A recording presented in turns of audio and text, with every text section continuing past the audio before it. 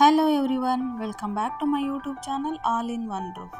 ಇವತ್ತಿನ ವಿಡಿಯೋದಲ್ಲಿ ನಾನು ಶೇಂಗಾ ಕಾಳಿಂದ ಚಟ್ನಿ ಪುಡಿ ಮಾಡೋದು ಹೇಗೆ ಅಂತ ತೋರಿಸ್ತೀನಿ. ಚಟ್ನಿ ಪುಡಿ ಮಾಡೋದು ತುಂಬಾ ಸುಲಭ. ಮೊದಲು ನಾನಿಲ್ಲಿ ಒಂದು ಬೌಲು ಶೇಂಗಾ ಕಾಳನ್ನ ತೊಗೊಂಡಿದ್ದೀನಿ.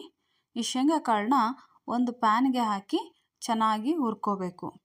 ಶೇಂಗಾನ 8ರಿಂದ 10 ನಿಮಿಷ ಮೀಡಿಯಮ್ ಫ್ಲೇಮಲ್ಲಿ ಚೆನ್ನಾಗಿ ಫ್ರೈ ಮಾಡ್ಕೋಬೇಕು. ಶೇಂಗಾ ನೀಟಾಗಿ ಫ್ರೈ ಆಗಲಿಲ್ಲ ಅಂತಂದರೆ ಚಟ್ನಿ ಪುಡಿ ಬೇಗನೆ ಹಾಳಾಗುತ್ತೆ. ಈ ವಿಡಿಯೋದಲ್ಲಿ ಕಾಣಿಸ್ತಿದೆಯಲ್ಲ, ಈ ರೀತಿ ಆಗೋವರೆಗೂ ಶೇಂಗಾನ ಚೆನ್ನಾಗಿ ಫ್ರೈ ಮಾಡ್ಕೊಳ್ಳಿ. ಶೇಂಗಾ ಬೀಜನ ಸಿಪ್ಪೆ ತೆಗೆದು ಇಟ್ಕೊಂಡಿದ್ದೀನಿ. 1 ಬೌಲ್ ಕಡಲೆ, ಕರಿಬೇವು, ಜೀರಿಗೆ, ಹುಣಸೆಹಣ್ಣು, 5 ಬೆಳ್ಳುಳ್ಳಿ, 2 ಚಮಚ ಅಚ್ಕಾರದ ಪುಡಿ, ಸ್ವಲ್ಪ ಉಪ್ಪು, ಸ್ವಲ್ಪ ಬೆಲ್ಲ.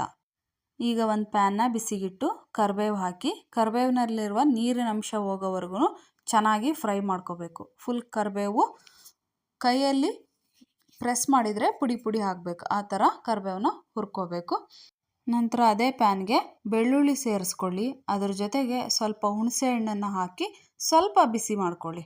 ಸ್ವಲ್ಪ ಬಿಸಿ ಆದ ನಂತರ ಗ್ಯಾಸ್ ಸ್ಟವ್ನ ಆಫ್ ಮಾಡಿಕೊಂಡು ಜೀರಿಗೆ ಮತ್ತು ಅಚ್ಕಾರದ ಪುಡಿ ಏನು ತಗೊಂಡಿದ್ವಲ್ಲ ಅದನ್ನು ಹಾಕಿ ಸ್ವಲ್ಪ ಫ್ರೈ ಮಾಡ್ಕೊಳ್ಳಿ. ಆದರೆ ಅಚ್ಕಾರದ ಪುಡಿನ ಫ್ರೈ ಮಾಡುವಾಗ ಗ್ಯಾಸ್ ಫ್ಲೇಮ್ನ ಆನಲ್ಲಿ ಇಟ್ಕೋಬೇಡಿ, ಅದು ತುಂಬ ಘಾಟ್ ಆಗುತ್ತೆ. ಈಗ ಒಂದು ಮಿಕ್ಸಿ ಜಾರ್ ತಗೊಂಡು ಅದಕ್ಕೆ ಹುರಿಗಡಲೆ, ಹುರಿದಿರ್ತಕ್ಕಂಥ ಬೆಳ್ಳುಳ್ಳಿ, ಕರಿಬೇವು, ಅಚ್ಕಾರದ ಪುಡಿ, ಜೀರಿಗೆ ಎಲ್ಲವನ್ನೂ ಸೇರಿಸ್ಕೊಂಡು ಅದ್ರ ಜೊತೆಗೆ ಸ್ವಲ್ಪ ಬೆಲ್ಲ ಮತ್ತು ಉಪ್ಪನ್ನು ಸೇರಿಸ್ಕೊಂಡು ಮಿಕ್ಸಿ ಮಾಡ್ಕೊಳ್ಳೋಣ. ಕೊನೆಯಲ್ಲಿ ಶೇಂಗಾ ಬೀಜನ ಸೇರಿಸ್ಕೊಂಡು ಮಿಕ್ಸಿ ಮಾಡ್ಕೊಳ್ಳಿ. ಶೇಂಗಾ ಬೀಜದಲ್ಲಿ ಆಯಿಲ್ ಅಂಶ ಹೆಚ್ಚಿರೋದ್ರಿಂದ ಬರೀ ಶೇಂಗಾ ಬೀಜ ಹಾಕ್ಕೊಂಡು ಮಾಡಿದರೆ ಉಂಡೆ ಉಂಡೆ ಥರ ಆಗುತ್ತೆ. ಅದೇ ಹುರಿಗಡ್ಲೆನ ಮಿಕ್ಸ್ ಮಾಡಿ ಮಿಕ್ಸಿ ಮಾಡಿಕೊಂಡ್ರೆ ಈ ರೀತಿ ಚೆನ್ನಾಗಿ ಪೌಡ್ರ್ ಥರ ಟೆಕ್ಸ್ಚರ್ ಬರುತ್ತೆ. ಚಟ್ನಿ ಪುಡಿ ತುಂಬಾ ಟೇಸ್ಟ್ ಆಗಿರುತ್ತೆ.